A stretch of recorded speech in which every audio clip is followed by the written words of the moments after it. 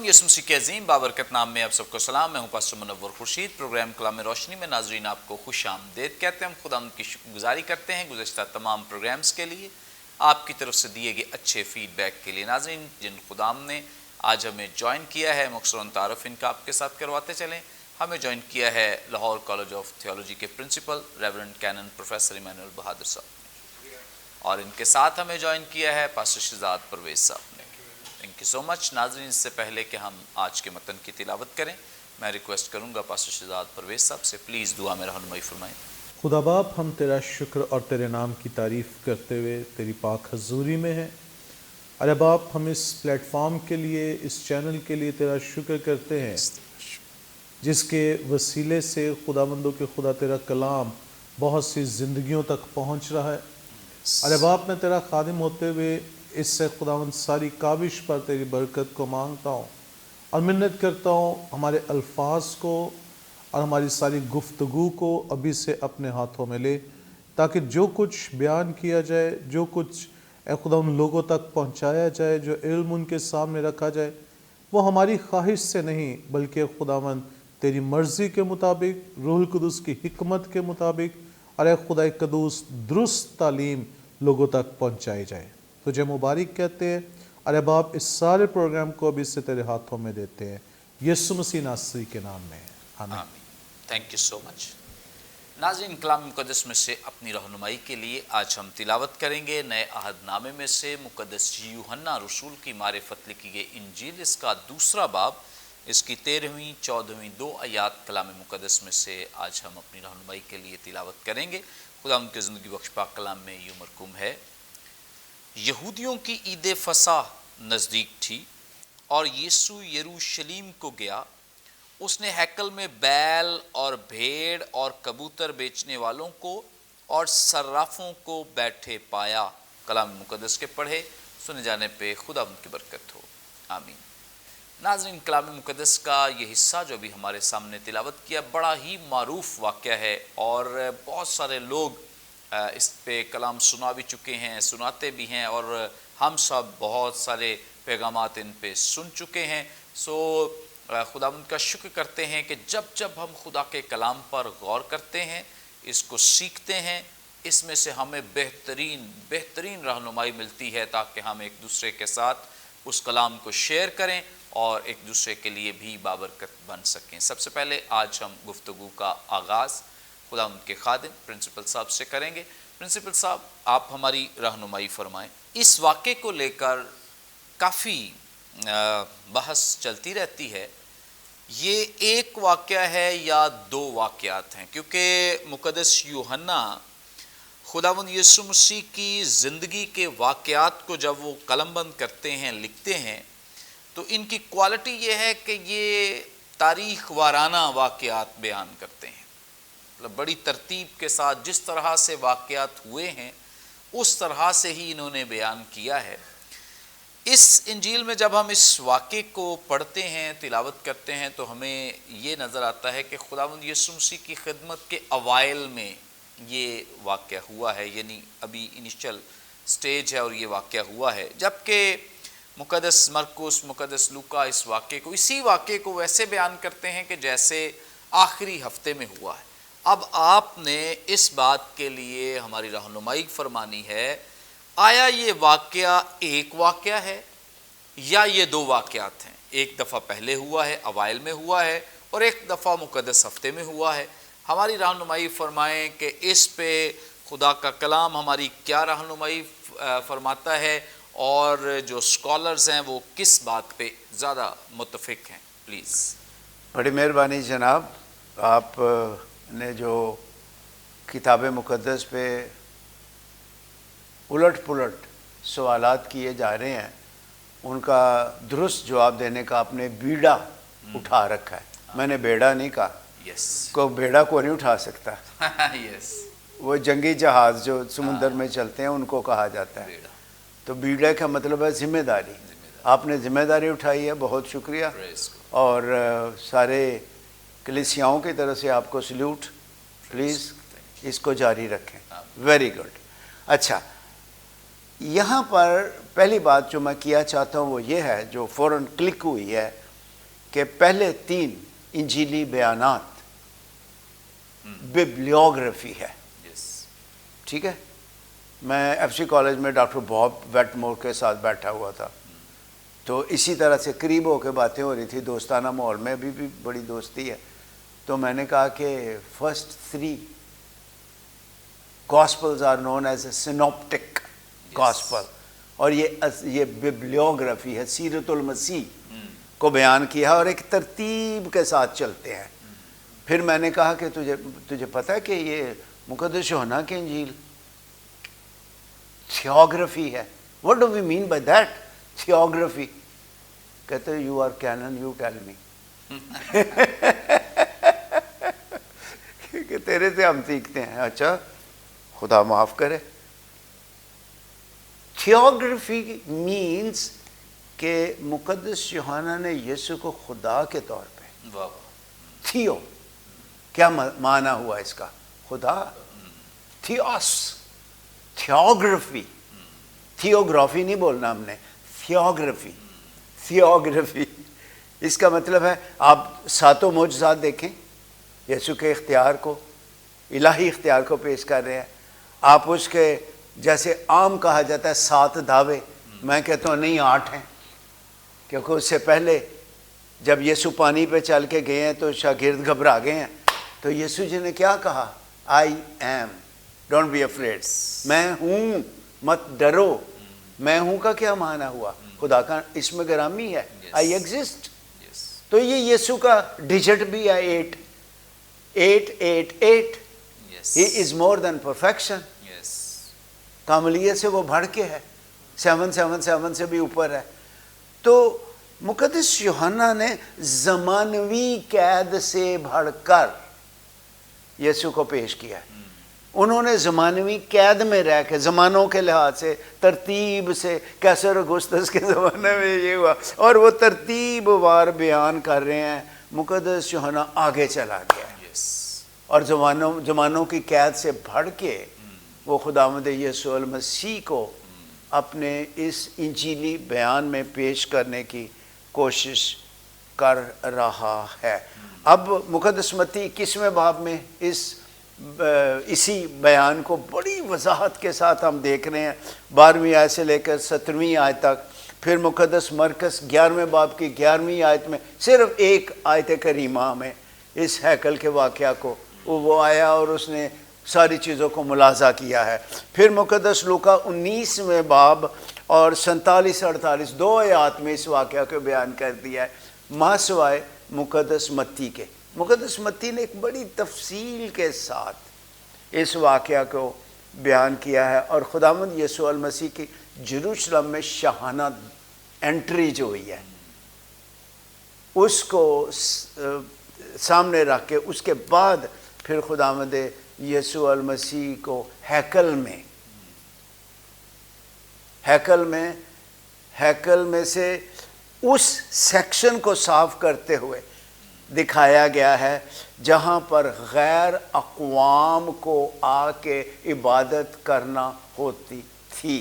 اب ہیکل کے جو سب سے اوپر والا پاک ترین مقام ہے, ذرا مہربانی سے اس کو ذرا دیکھیں, اس کو بذات خود ہیکل کہا جاتا تھا, مقدس مقام, جو پاک ترین مقام ہے. اس کے نیچے جو جگہ تھی اس کو کاہنوں کا سیکشن کہا جاتا تھا, جہاں کاہن قربانیاں چڑھاتے. اوپر وہ ہے, پھر یہ ہے, پھر اس کے بعد اسرائیل کا سیکشن یعنی مردوں کا دعا کرنے کا سیکشن, پھر اس کے بعد خواتین کا سیکشن جہاں یسوع نے کھڑے ہو کر کہا دنیا کا نور میں ہوں, اوپر فانوس جا رہا ہے. پھر اس کے بعد غیر اقوام کا سیکشن جہاں ہزاروں کا مجمع ہوتا تھا عیدوں پر, جتنی عیدین تھیں, اور غیر اقوام آ کر اب یہاں پر ہر کوئی داخل ہو سکتا تھا, اور ہر کوئی داخل ہوتا اور آ کر, لیکن افسوسناک بات یہ تھی کہ غیر اقوام کو عبادت کے لیے جگہ ملنے کی بجائے وہاں پر کاروبار ہو رہے تھے, منی ایکسچینجز بھی بیٹھے ہوئے تھے وغیرہ وغیرہ, وہ سارے آ کر اپنا اپنا کاروبار کر رہے تھے, اور یوں کہہ لیجئے کہ ان کو کوئی عبادت کے لیے موقع نہیں مل رہا تھا. خداوند یسوع المسیح نے اس سیکشن کو, کیونکہ وہ غیر اقوام کے لیے نور بن کے آیا تھا, اور یروشلم کو یہودی کیا کہتے تھے؟ غیر اقوام کے لیے نور. اور جب غیر اقوام کے لیے نور ہے تو پھر تم کیوں نہیں ان کو جگہ دے رہے کہ وہ یہاں پر بیٹھ کر پرستش، عبادت، بندگی کریں؟ اور وہاں پر بزنس ہو رہا ہے. یسوع المسیح نے جو کوڑا لیا، کوڑا مارا نہیں ہے. وہ یسوع المسیح کی کہہ لیجئے مہربانی کی طرف اشارہ ہے. اب مہربانی جو لفظ ہے وہ اگاتھا سنیں، اس میں ڈانٹ ڈپٹ بھی شامل ہوتی ہے. پلیز نوٹ کرنا اس بات کو. مہربانی میں گڈنس، کائنڈنس، اس میں ڈانٹ ڈپٹ ہوتی ہے. ڈانٹ ڈپٹ نہیں تو وہ مہربانی نہیں ہے. اب یسوع نے مہربانی کن کے لیے ظاہر کیا؟ غیر اقوام کے لیے. اور وہ ڈانٹ ڈپٹ کر رہا ہے تاکہ غیر اقوام عبادت میں شریک ہو سکے. لیکن افسوسناک بات یہ تھی کہ یہ غیر اقوام کا سیکشن ہے، یہ خواتین کا سیکشن ہے. یہاں ایک دیوار ہوتی تھی 3.5 فٹ اونچی. اگر غیر اقوام میں سے کوئی بھی شخص ادھر جا کے اسے اپنے ٹانگ کو دوسری طرف قدم بھی رکھتا تھا تو ہیکل کی انتظامیہ پکڑ کے قتل کر دیتے تھے. کس قدر ہولناک سچویشن ہوتی ہوگی. تو غیر اقوام کے لیے بھی عید پینتیکوست کو دیکھو، غیر اقوام کتنے ہزاروں میں لوگوں نے قبول کیا.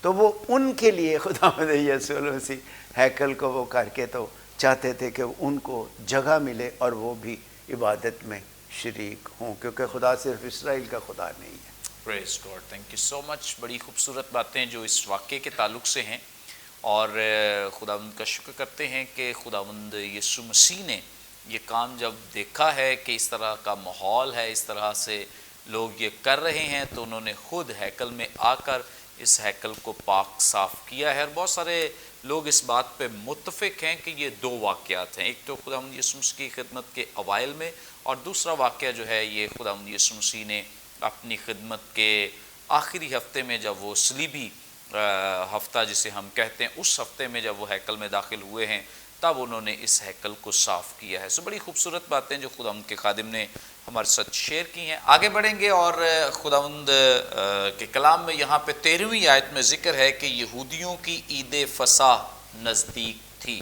پاسٹر صاحب سے جانیں گے. پاسٹر صاحب آپ ہماری رہنمائی فرمائیں، عید فصح سے کیا مراد ہے؟ عید فصح کا مطلب کیا ہے؟ یہ کہاں سے شروع ہوئی ہے؟ اور یہاں پر بھی یعنی یہ خداوند یسوع مسیح کے آنے تک یہ عید جو ہے یہ سیلیبریٹ کی جا رہی ہے، منائی جا رہی ہے. بھائی صاحب، عید فصح کا جو تعلق جب ہم دیکھتے ہیں تو ہمیں خروج کی کتاب پہ جو جانا ہوگا، جہاں سے اس عید کا آغاز جو ہے وہ ہوا ہے.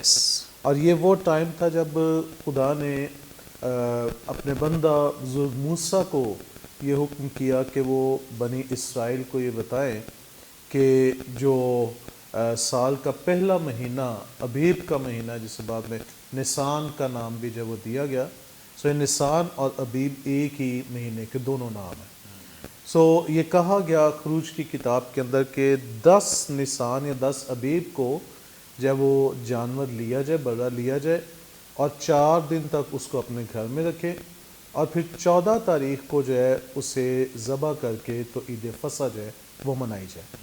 اور پھر اس کے بعد جو ہے وہ آگے 7 دن جب بے خمیری روٹی جب وہ کھائی جائے، جسے عید فطیر جو ہے وہ کہا جاتا ہے.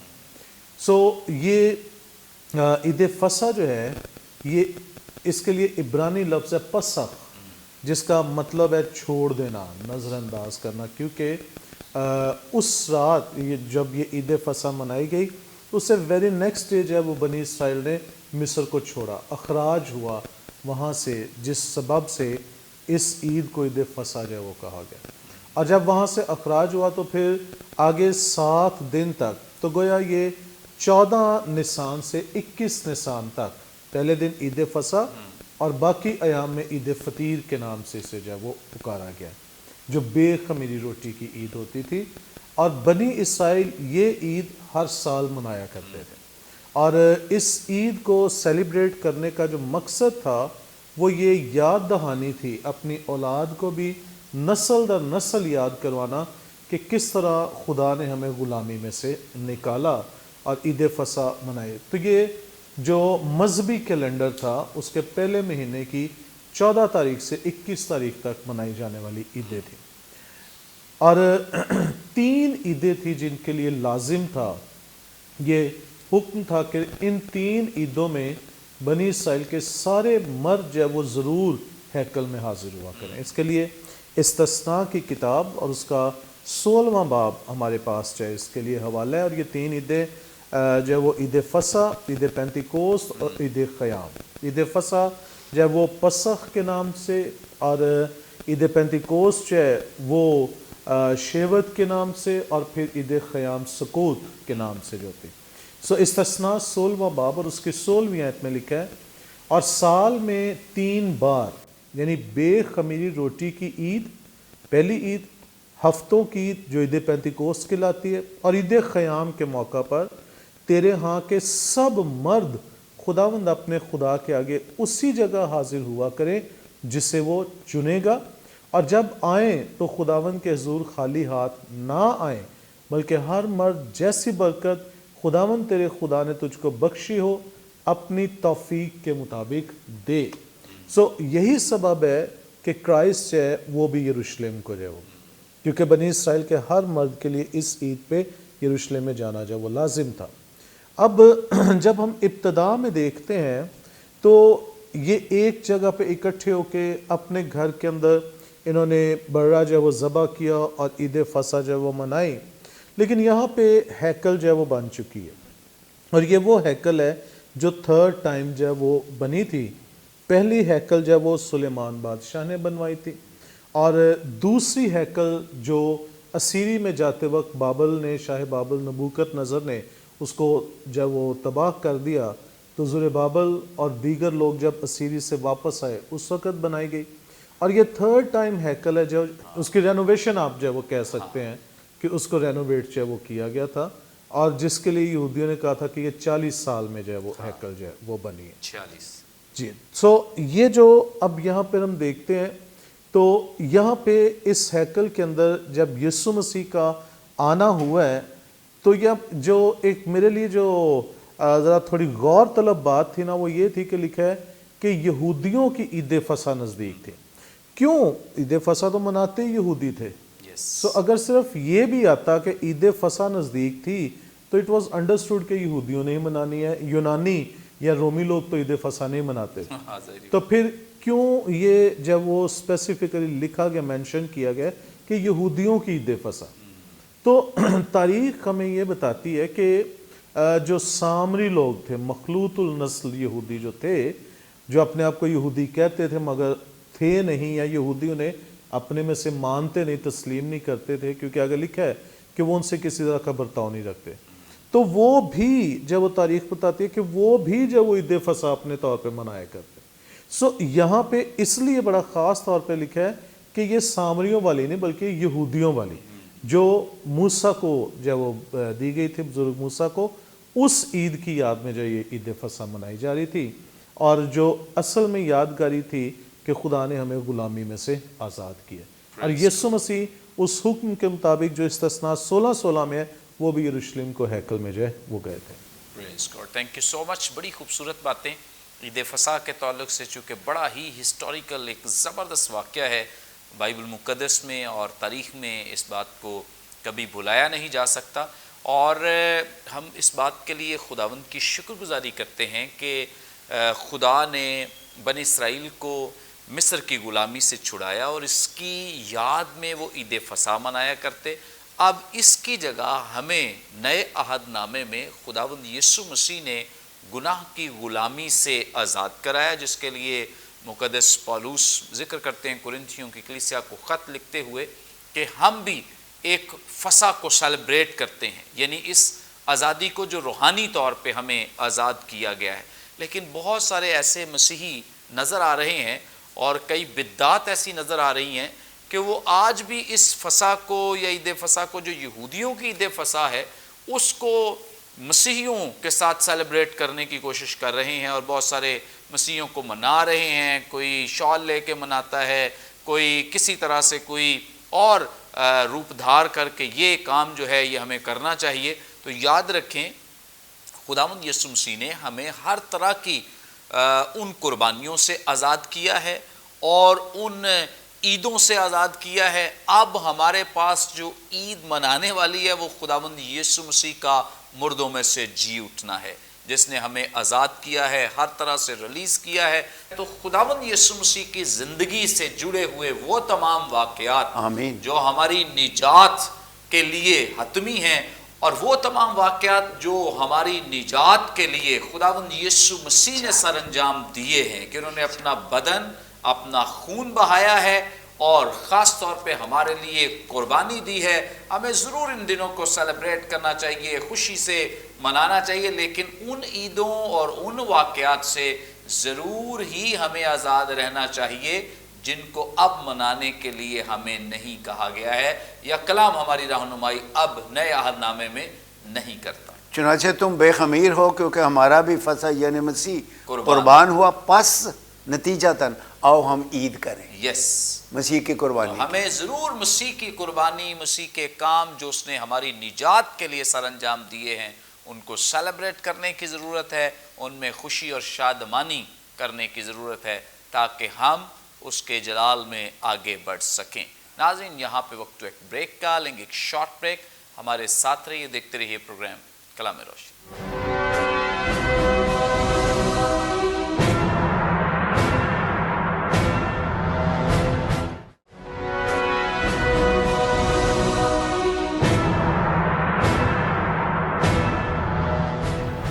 ویلکم بیک ناظرین، آپ دیکھ رہے ہیں پروگرام کلام میں روشنی۔ بریک پر جانے سے پہلے بڑی خوبصورت بابرکت باتیں جو خدا ان کے خدام ہمارے ساتھ شیئر کر رہے تھے، آگے بڑھیں گے۔ پرنسپل صاحب سے گفتگو کا پھر سے آغاز کریں گے۔ پرنسپل صاحب، آپ ہماری رہنمائی فرمائیں۔ یہاں پر خداوند یسوع مسیح کا جب ذکر کیا جاتا ہے کہ یہودیوں کی عید فصح نزدیک تھی اور یسوع یروشلیم کو گیا، تو جب یروشلیم کا تذکرہ کیا جاتا ہے تو اس میں تو کوئی شک و شبہ ہے ہی نہیں ہے کہ پرانے اور نئے عہد نامے میں سے بہت زیادہ امپورٹنس دی گئی ہے اور اہمیت بخشی گئی ہے۔ ہماری رہنمائی فرمائیں کہ زندہ خدا کے نزدیک یہ کیوں اتنا اہم شہر ہے اور کیا فضیلت، کیا اس کی مرتبت ہے، ضرور ہمارے لیے پلیز اس بات کو شیئر کریں۔ بڑی مہربانی سر، شکریہ۔ خدا کے نزدیک دوستو، پیارے یسوع کے پیارو، یروشلم کی کیا حیثیت ہے؟ اگر ہم یہاں سے شروع کریں غالباً کہ سالم، ملک صدق سالم کا بادشاہ، تو یہ تو پھر خداوند یسوع المسیح کے باپ ابراہم کو ملنے کی طرف اشارہ بھی ہے، جس کو ہم کہیں گے کرسٹوفنی،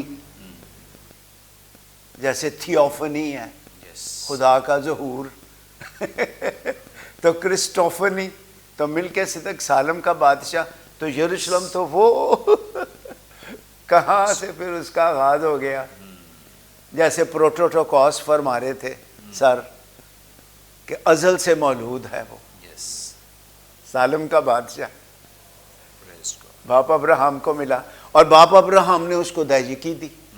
کیا خوبصورت آغاز ہے اس کا۔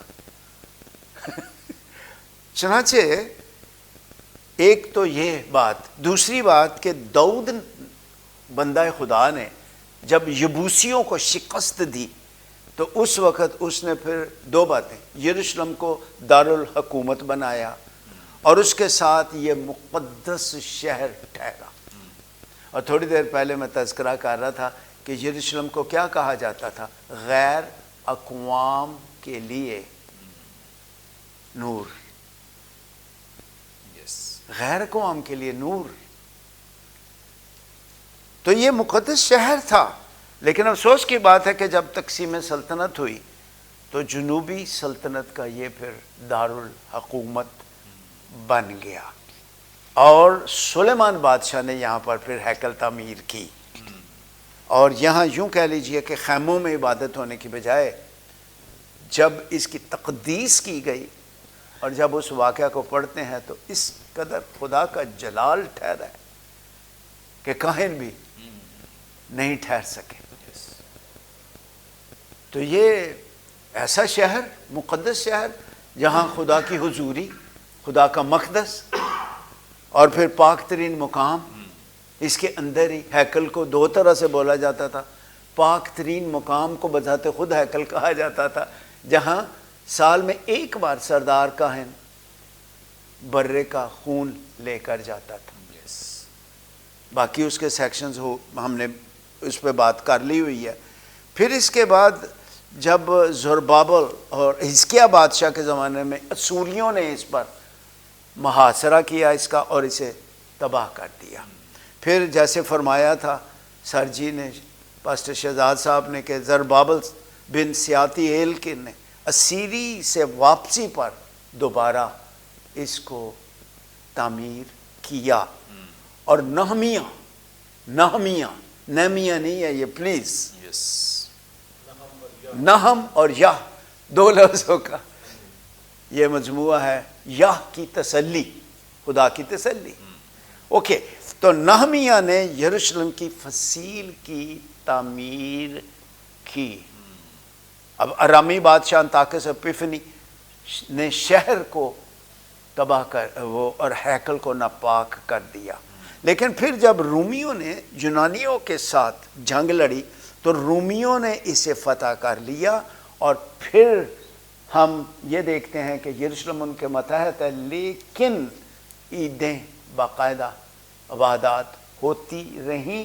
اور خداوند یسوع المسیح کو پہلی بار مقدسہ مریم یوسف مقدس کے ہمراہ افزانے کے طور پر وہ لے کے گئی ہیں. بچے کو جب وہ پیش کرتے تھے 40 دن کے بعد پلوٹھے بیٹے کو لاتے تھے. اس پہ پہلے بات ہوئی تھی کہ ہر 40 دن کے بعد کوئی بھی بی طہارت کے لیے آتی تھی. جب بیٹا پیدا ہوتا تھا تو بیٹی پیدا ہوتی تو 80 دن کے بعد وہ آتی تھی.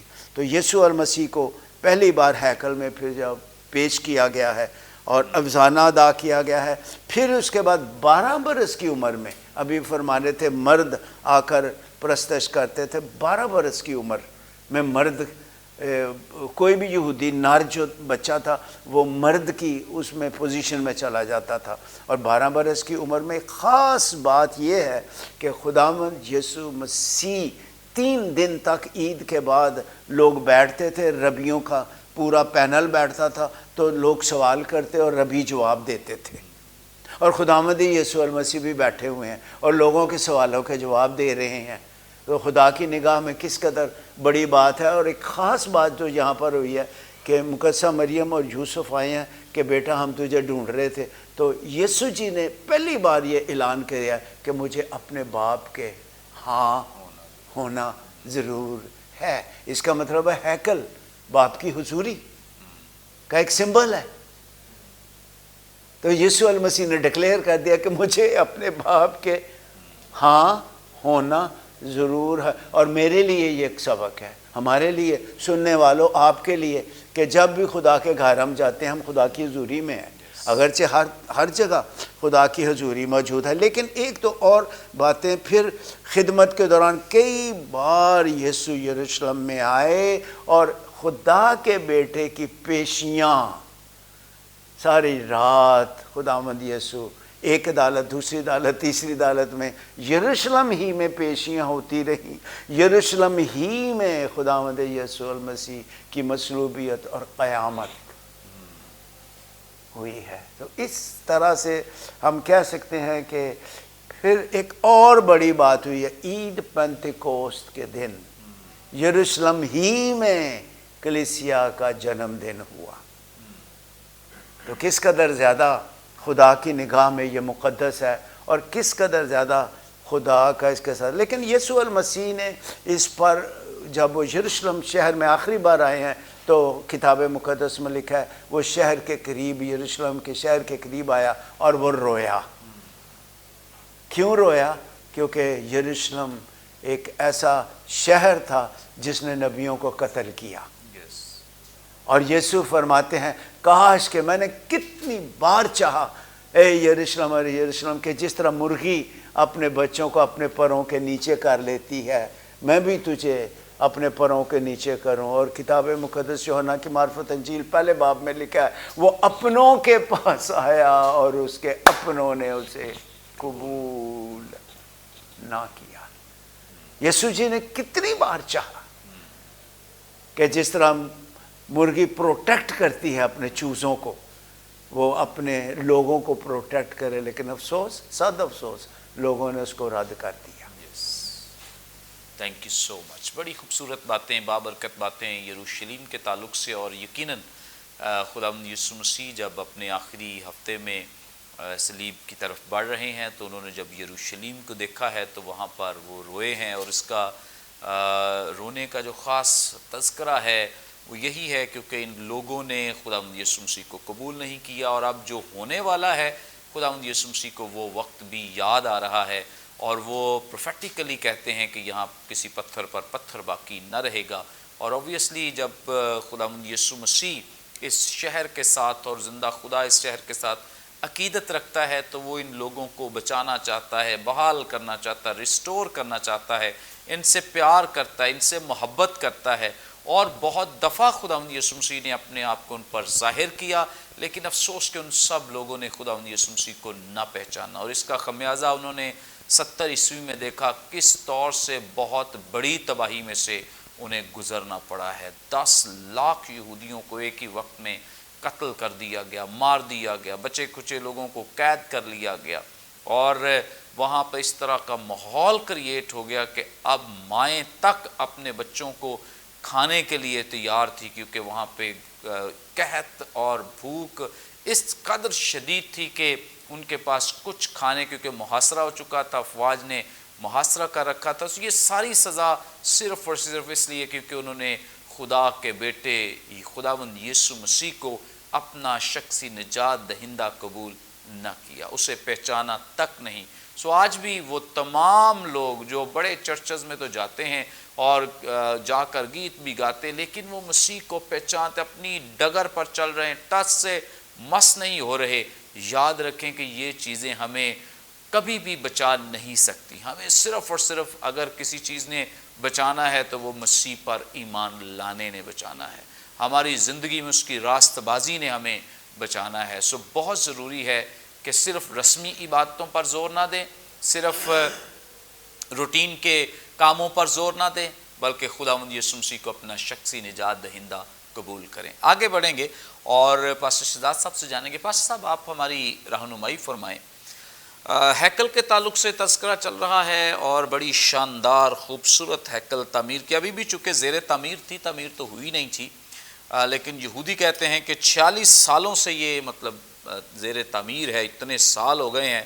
جب یسوع مسیح نے کہا کہ تم اسے گرا دو تو میں 3 دن میں کھڑا کر سکتا ہوں، تو وہ اس لیے حیران ہے کہ ہمیں اتنے سال لگ گئے، ابھی بھی کمپلیشن نہیں ہے، تو یہ کہہ رہا ہے کہ اتنی جلدی میں سارا۔ بہرحال ہماری رہنمائی فرمائیں، جیسے ہیکل میں بہت سارے حصص موجود ہیں، تو ہیکل کے مجموعی طور پر کتنے حصص ہیں، ان میں سے یہ جو کاروبار یا کام ہے جو بھیڑ بکریوں کا یا کبوتر فروشوں کا یا یہ جو صرافوں کا کاروبار چل رہا ہے، یہ کس حصے میں ہو رہا ہے، اور یہاں پر جو یہ کاروبار کیا جا رہا ہے تو خداوند یسوع مسیح کو اس حصے اسپیسیفک اس حصے کو دیکھ کر کیوں اتنا مطلب وہ غصہ بھی انہوں نے کیا ہے، اور وہ اس بات پہ واویلا بھی کر رہے ہیں کہ یہ تم اس حصے میں یہ کام کیوں کرے؟ وہ کون سا حصہ ہے؟ کوئی خاص حصہ ہے، کیا کہیں گے؟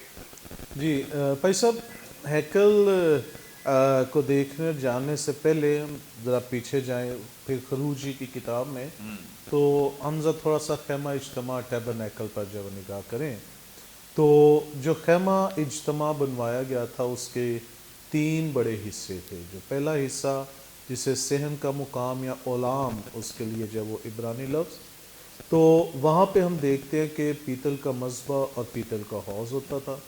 پھر اس کے بعد دوسرا حصہ جو ہولی پلیس کہلاتا، پاک مقام، ہیکال اس کے لفظ استعمال ہوا، وہاں پہ سونے کا شمعدان، سونے کا میز اور سونے کا مذبح، اور پھر تیسرا حصہ دبر جو موسٹ ہولی پلیس جو وہ کہلاتا، جہاں کووننٹ باکس، عہد کا صندوق جو ہے وہ موجود ہوتا ہے۔ سو یہ ایک بنیادی جو وہ ہیکل کے خیمہ اجتماع کے حصے تھے۔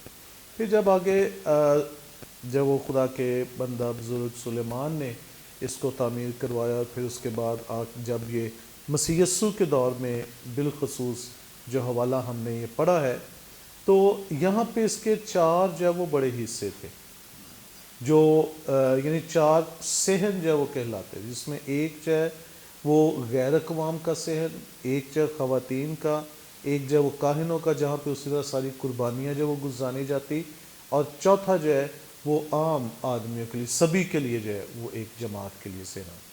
یہ جو ایک کاروباری لین دین کا کام یہ جو ہو رہا ہے، یہ غیر اقوام کا حصہ تھا جہاں پہ یہ سارا عمل جو ہے وہ ہو رہا تھا۔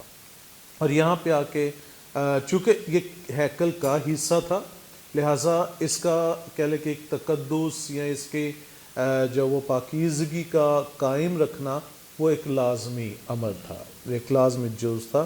اور جو لوگ دور سے آتے تھے، یروشلم میں دور سے لوگ آتے تھے، وہ یہاں پہ آ کے پھر اس جگہ پہ جو لوگ بیٹھے کاروبار کر رہے تھے، کمریاں یا دیگر جانور، وہ ان سے جو وہ چیزیں خریدتے تھے، جانور اپنے جو خریدتے تھے۔ حالانکہ اصولی طور پر یہ سارا کاروبار جو ہیکل سے باہر ہونا چاہیے تھا، یہ تو غیر اقوام کے لیے ایک طرح کا عبادت کا جو ہے وہ حصہ تھا۔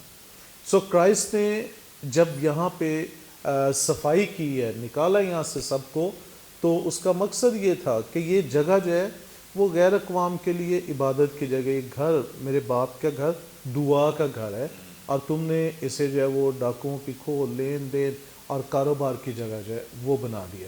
سو یہ جو جینٹائلز کا حصہ تھا یہ کاروبار کے لیے نہیں تھا، یہ عبادت کے لیے تھا، اس عبادتی حصہ کو کاروبار کے لیے یوز جو ہے وہ کیا جا رہا تھا۔ سو بائبل میں جب ہم دیکھتے ہیں کہ مسیح خداوند کا جو آنا ہے وہ صرف اور صرف قوم والوں کے لیے نہیں، بلکہ اس کی آمد جو ہے وہ ہر ایک کے لیے ہے۔ لکھا ہے خدا نے جہان سے ایسی محبت کی کہ اس نے اپنا اکلوتا بیٹا دے دی تاکہ جو کوئی اس پر ایمان لائے۔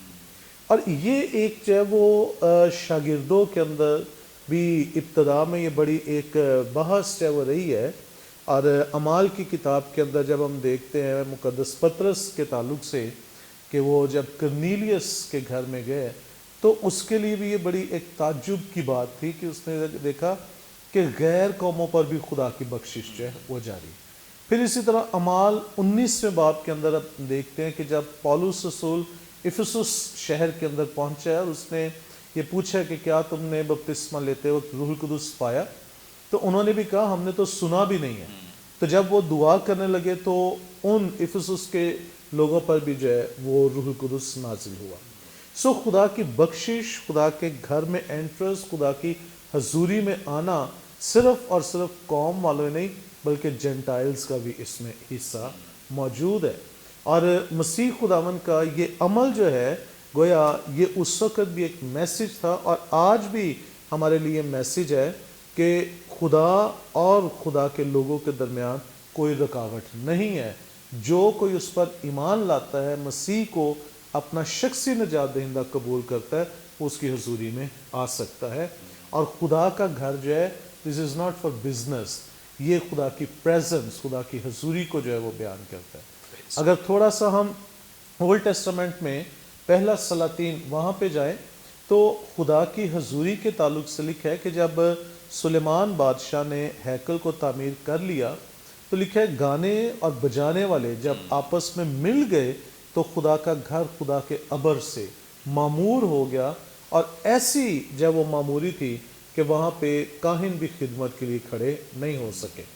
اس کے لیے جب وہ بڑا خوبصورت لفظ ہے وہ گریک کا جو یوز ہوا ہے پلیراماٹوس، جس کا مطلب ہے کہ ایسی جگہ جہاں پہ کچھ مزید رکھنے کی گنجائش نہ ہو۔ تو خدا کا گھر جو ہے خدا وہاں پر موجود ہوتا ہے، اور جب خدا وہاں پر موجود ہے تو پھر کسی اور چیز کی گنجائش نہیں ہے۔ سو یہ صحن کے حصہ میں غیر اقوام کے صحن کے حصہ میں ہونے والا کاروبار تھا، اور یہ حصہ جو تھا یہ صحن کا، غیر اقوام کے صحن کا حصہ یہ کاروبار کے لیے نہیں، ان کی عبادت کی جگہ تھی۔ سو آج میسیج ہے ہمارے لیے بھی کہ ہم یہ جو ہمارا بدن خدا کا مقدس ہے اور خدا کا روح اس میں بسا ہوا ہے، ہم اس کو خدا کی پریزنس کے لیے، خدا کی حضوری کے لیے استعمال کرنے والے ہوں، نہ کہ ہم اس کو ابلیس کے لیے استعمال کرنے والے. تھینک یو سو مچ. اور نئے عہد کا یہی جو تھیم ہے ہمارے سامنے ہے کہ جو ایماندار ہیں، کلیسیا ہے، یہ دراصل خدا کی ہیکل ہے، اس کے رہنے کی جگہ ہے. سو بہت ضروری ہے کہ آج یہ ہیکل جو ہے اس کو بھی پاک ہونے کی ضرورت ہے، تاکہ جو پرانے عہد کی ہیکل تھی اس کو بھی غیر اقوام کے لیے ایک نشان کے طور پہ، گواہی کے طور پہ رکھا گیا. تو کلیسیا بھی اس وقت غیر اقوام کے لیے گواہی کے طور پر ہے کہ لوگ اس کلیسیا کو، ایمانداروں کو دیکھیں، چرچ کو دیکھیں اور مسیح کے پاس آ سکیں. لیکن اگر چرچ میں بزنس ہے، کاروبار ہے، اپنے لالچ کے تحت اگر کوئی خدمت جاری ہے تو یہ دراصل اس کی حضوری میں قابل قبول نہیں ہے. ہمیں اس ہیکل کو پاک اور صاف کرنے کی ضرورت ہے تاکہ اس کلیسیا، اس ہیکل، اس بدن کے ذریعے سے غیر اقوام تک مسیح کا کلام جو ہے وہ پہنچ سکے، اس کی انجیل جو ہے وہ پہنچ سکے اور بہت سارے لوگ اس کے پاس آ سکیں اور اس سے اپنا شخصی نجات دہندہ قبول کر سکیں. Thank you so much sir. Thank you so much جناب. یقیناً ناظرین، آج کے پروگرام کے وسیلے سے بھی آپ نے بڑی برکت پائی ہے. ابھی بھی آپ کا کوئی سوال ہو، اسکرین پر دیے گئے نمبرز ڈائل کریں، اپنا سوال ہم تک پہنچا سکتے ہیں. کوئی دعا یا درخواست ہو دے سکتے ہیں، کوئی ٹیسٹمنی ہو شیئر کر سکتے ہیں. ہمارے تمام پروگرامز آپ یوٹیوب پہ واچ کر سکتے ہیں. پروگرام کے تعلق سے اپنا فیڈ بیک دینا نہ بھولیں. آئندہ ایک نئے پروگرام کے ساتھ دوبارہ آپ کی خدمت میں حاضر ہوں گے. تب تک کے لیے اجازت دیجیے. دیکھتے رہیے برکت T V. God bless you.